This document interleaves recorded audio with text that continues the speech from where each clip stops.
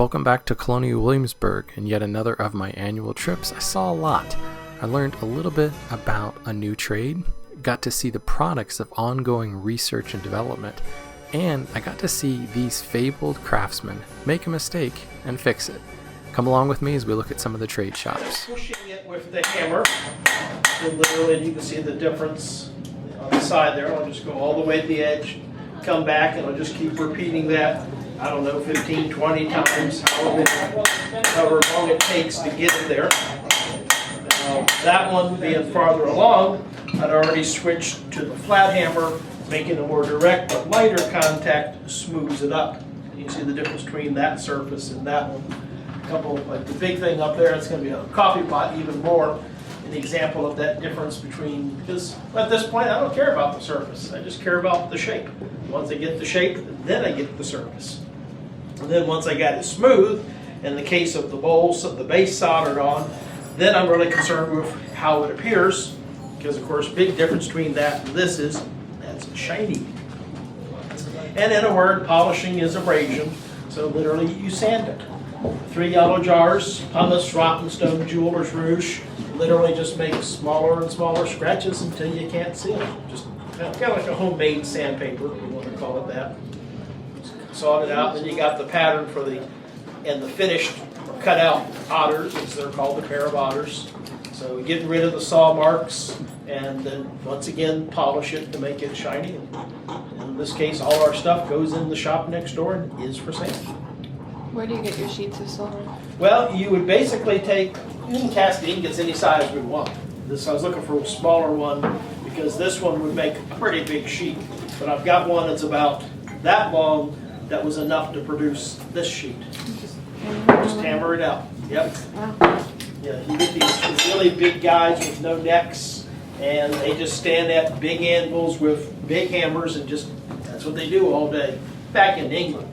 Now, In the end, the silversmith trade shares a lot of commonality with woodworking, especially in detail work like fretwork and marquetry and tiny details. We share the same tools like fret saws and some of the small drills that they use, all the way down to the bird's mouth fixture that they put the work on for sawing.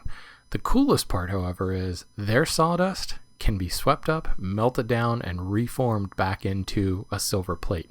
Boy, I wish I could do that with the shavings on the floor of my shop. Now we move on to the blacksmith. The blacksmith has recently been renovated and it's now known as the Anderson Armory. It's quite a bit larger, and they moved into more production work, which would be similar during wartime. So if you do work in a shop that makes compasses like that, there's somebody who forges them, there's somebody who files them, and each person gets very good at what they do. There are specialized grinding stones too. So this has sort of a triangle profile here. You could have a grinding stone with a groove in the stone that matches that. You just grind it and then hit it with a file. The other place you see that is with bayonets too. In some of these big manufacturers that are making bayonets, they have grindstones with grooves in them to match that. But we've made up some tools to aid in making that shape much faster, which shops like this probably have. We know the big manufacturers of arms do. They have dies, simple dies. So you can hammer that. That actually starts as a square bar, and it's just hammered down in that die. And that gives you something that's very close, so you have very little cleanup to do. And cleaned up and turned right there. So that's why we would have a lathe. You also use it if you're making the key. So that's turned on that lathe back there. I made up these pieces. While that was hot, I held that on there with a tool on top and had another smith hit that. But you might have about a day tied up in making something like this. But when you're doing armorer's work like they're doing here during the war, then you can start making. It only takes you 2 or 3 minutes to hammer out the screws. Now we move on to the Anthony Hay cabinet maker shop, where thankfully even the lumber that comes down in storms gets stacked and stickered for use. Inside, Corey's going to tell us a little bit about secret compartments, and Ed is going to talk a lot about some innovations he's come up with in making his harpsichords. Top drawer in this chest of drawers just behind you. Yeah, it's kind of heavy. That's a writing drawer. The lid slides back, so that's not concealed. So keep your ledgers, your count books in there. But there are some concealed compartments in that that have become more obvious recently as members have worn loose. But you get real warm there. You take it that partition, one of those two partitions in the top. Don't stop there. Oh, okay, well, Now, on the original, there are glue stains on those elements. So my theory is they were intended for concealment, but over time, as they got loose, they just glued them in. right. Well, You that's the wouldn't- horse of a different color, I guess. That's pretty clever. Now, you wouldn't waste the opportunity.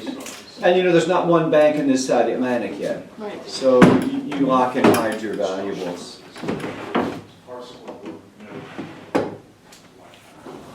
Which means Drawers like that, I have to drill but they don't hang up. across the fork and the tongue Today, for a little straight pin for an axle. This isn't all these harpsichords. Yeah, you're exactly right, sir. Absolutely. And what's this for? For the harpsichord, for the actual plucking mechanism, mass produced. Yeah, and you have different thicknesses, you have different profiles, you have different grades of cutting power, rough, bastard, smooth, ultra smooth. 1771. Okay. So, mass productions of tools and technologies, clockmakers, woodworking tools. This is a big part of the 18th century scene. The plate that caught my eye was plate number 16. I had that burned into my memory. That you go through.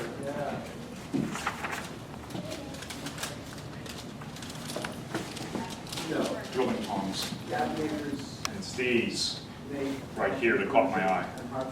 They're for holding tiny, tiny little drill bits, like a pin vise. You know, you buy a pin vise, you know, from Exacto today, you know, for doing similar sorts of things. These ones here. You can still buy pin vices to this day on the same basic pattern. There's a slit here in the chuck. You can fit the pin. The pin is, the drill bit's just a straight pin, ordinary straight pin. Just nip the head off and leave the burr behind. And then draw the collar up the jaws, up the taper, and just wedge it tight. Okay. There's a little poplar here. Start the cut. Just using my own light.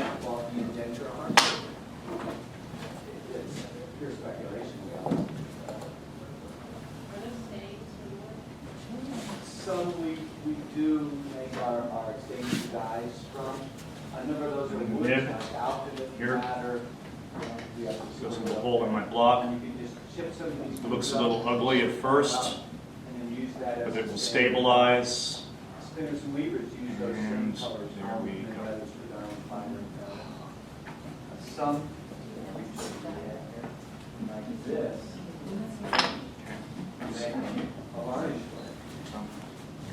So it works. Now, obviously, for something like that harpsichord jack that I had, wherever I put it, for something like this, I'm obviously can't do this purely by, you know, eye and hand control. I need something more precise.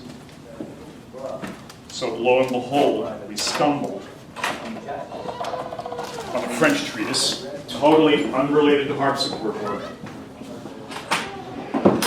that obviously indicates that they went to the next level. It's a small little drill press.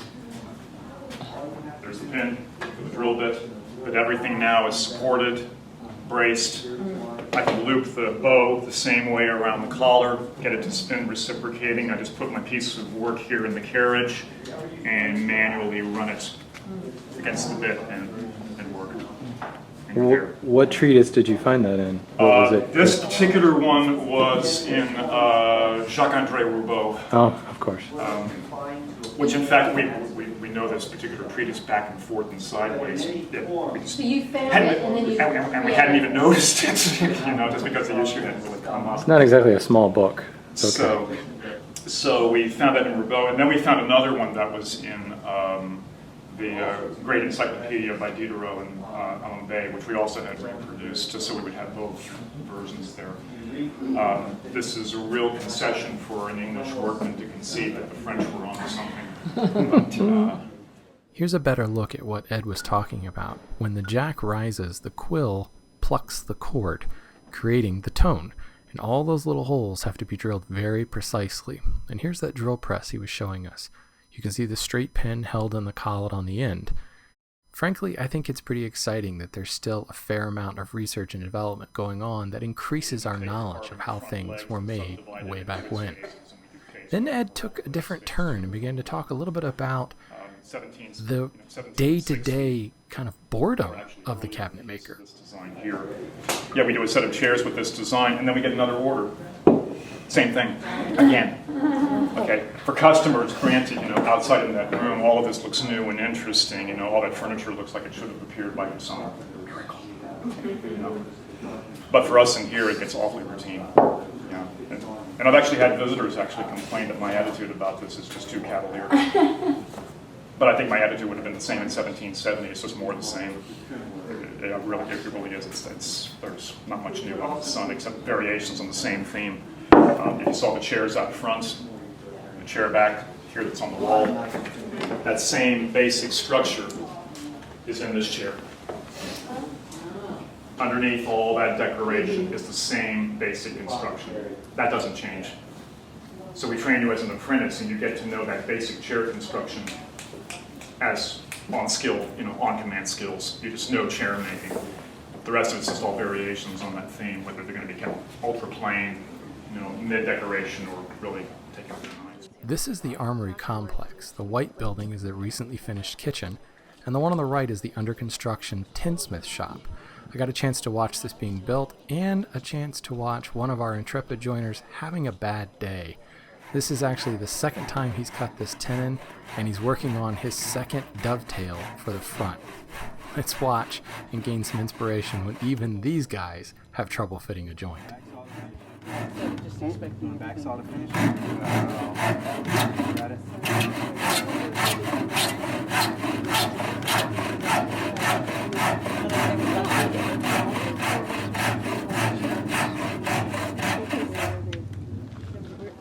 Why did they put the nails in further? Some of them are pretty proud of the wood. Like, Well, we don't know almost if there's 3/8 going to be a inch. window there yet or not. So okay. we did that on the kitchen. We had that building finished, and the cooks came in and said there wasn't enough light. So they said, well, I guess we should put in a bigger window. So we had to take all the siding off, and you know, with these hand split boards, they don't. Once those nails are driven in, they don't like to come out very easily. While the joiners head back inside to recut the dovetails, I wandered around the outside of the building. This is a clapboard construction, and all of the sides have been riven out of white oak at the bottom and switched to red oak at the top. And here's a few of those siding panels. You can see how they have a scarf joint cut on the underside so that they butt up to one another cleanly. They have a bevel cut on the edge to act as a nice drip edge, and they're nailed in place. The long sides are nailed on first, and then the narrow sides are scribed around that profile to get a nice, not necessarily airtight, but somewhat waterproof seal. A peek through the window and we see our intrepid joiner once again finishing up his dovetail, and it's time to fit it. So that goes up pretty tight.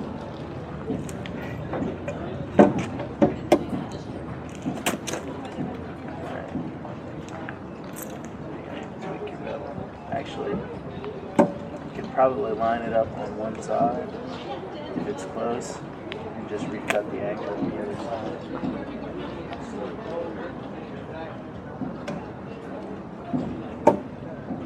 See what I'm saying? The angle's pretty good there, and your shoulder's pretty good. I would describe that side and open it up. It's not going to throw it off that much that you're going to have trouble getting it in at the other end.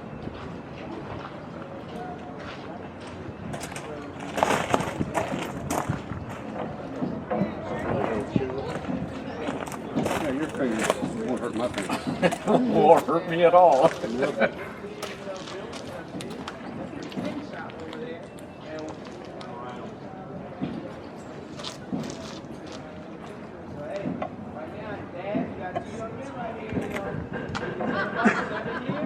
I mean, if you want to try and split that difference, you can, but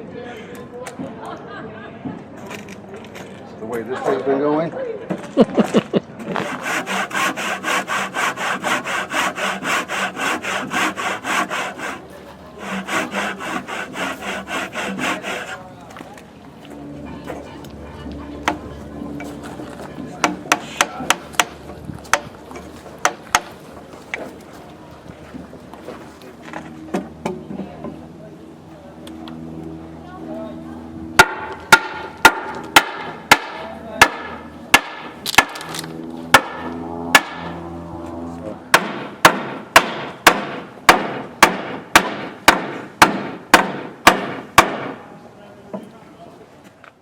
And so after all that effort, it seems that in the 18th century, the mantra, a bigger hammer is sometimes all you need, is true as well. Couple of whacks with this beast, and we're good to go. The tinsmith shop is expected to be completed sometime this summer, and I'm hoping that they don't need all of this lumber, because some of it might end up in the back of my car. Regardless, Williamsburg has a lot to see for the woodworker. Keep your eyes open, you'll see beautiful garden furniture. You'll see inspiration even in the stair construction. And of course, there are the finer things in life, like this beautiful side chair in the DeWitt Wallace Museum. Keep your eyes open and you'll spot some real gems, like this apothecary chest in the apothecary shop. A couple of questions, and I was able to open it up and look inside. Hand tool school members are probably going to recognize this little guy, a nice tea caddy, and this is what I based my build in semester 2 on. I don't know about you, but I see a chair splat in this design. So much to look at. Just one word of advice, don't try to pick the horsetail near the stream. They're not real happy, even if you want to use it as sandpaper on your lathe.